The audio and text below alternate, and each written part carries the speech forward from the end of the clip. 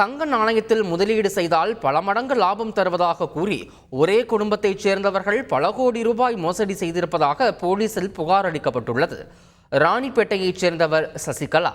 இவர் தன் குடும்பத்தினருடன் சேர்ந்து தங்க நாணய முதலீடு திட்டம் ஒன்றை செயல்படுத்தி வந்துள்ளார். அதன்படி மாதம் 1000 ரூபாய் வீதம் 6 மாதம் கட்டினால் 1 கிராம் தங்க நாணயம் அளிக்கப்படும் என கூறி ஏராளமானவர்களிடம் முதலீடுகளை பெற்றதாக கூறப்படுகிறது. அதேபோன்று மாதம் 10,000 ரூபாய் முதலீடு செய்தால் 6 மாத முடிவில் 10 கிராம் தங்க நாணயம் அளிக்கப்படும் எனவும் ஆசை வார்த்தைகளை கூறி முதலீடுகளை பெற்றுள்ளார். ஆனால் சசிகலா சொன்னது போல தங்க நாணயத்தை கொடுக்காமல் ஏமாற்றியதாக கூறப்படுகிறது. இதனால் பாதிக்கப்பட்ட பலர் ராணிப்பேட்டை போலீசாரிடம் புகார் அளித்துள்ளனர். ஆனால் அங்கு சரியான நடவடிக்கை எடுக்காததால் டிஜிபி அலுவலகத்தில் ஏராளமானோர் புகார் அளிக்க குவிந்தது பெரும் பரபரப்பை ஏற்படுத்தியது. குறைஞ்ச விலைக்கு கோல்டு காயின் கொடுக்குறேன் அப்படின்னு சொல்லி பல நூற்றுக்கணக்கான பேர்கிட்ட பல கோடி சம்மந்தப்பட்ட ஒரு தொகையை அந்த அம்மா இது வரைக்கும் வாங்கிக்கிட்டு அதுக்கு பாதி அமௌண்ட்டை கொடுத்துட்டு பாதி அமௌண்ட்டை கொடுக்காம இப்போ வரைக்கும் ஏமாத்திட்டு இருக்காங்க. மொத்தம் 4 பேர் அந்த குடும்பத்தில் சேர்ந்து நம்மளை ஏமாத்தினது.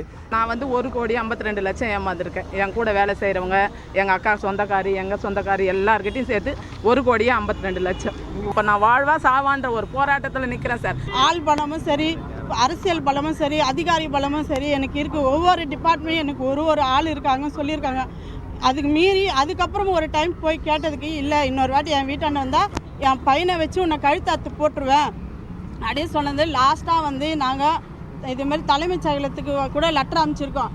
இது மட்டும் இல்லை, இன்னும் ஆளுநருக்கு, நீதிபதிக்கு நிறைய இடத்துல பெட்டிஷன் கொடுத்துருக்கோம். நிலம் வாங்க கொடுத்த 13 லட்சம் ரூபாயை ஏமாற்றிய நபர் மீது நடவடிக்கை எடுக்க கோரி திருநங்கைகள் சாலை மறியல் போராட்டத்தில் ஈடுபட்டனர்.